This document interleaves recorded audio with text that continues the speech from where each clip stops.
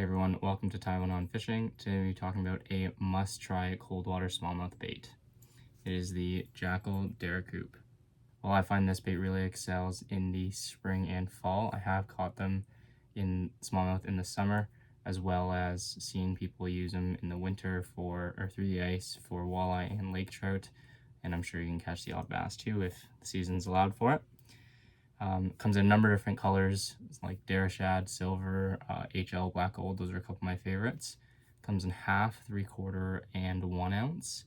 Typically, I fish the half-ounce option when I'm casting and retrieving.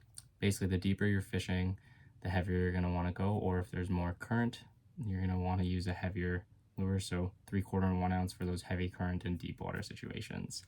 I've done really well with this bait on small lakes and reservoirs such as Shades Mill and Guelph Lake locally, but I've also done really well on Lake Erie, Lake St. Clair, and Georgian Bay, a lot of larger bodies of water.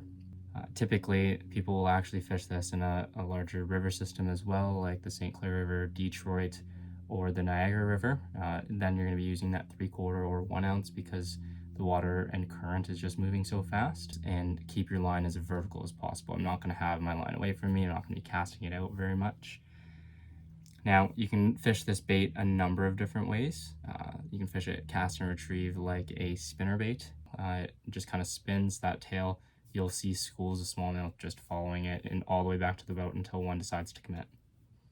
I've also done really well dragging it along the bottom, whether that's casting in the front, letting it sink all the way to the bottom and dragging it over rocks or crawling it, or just dragging it behind the boat and popping it just like a tube jig.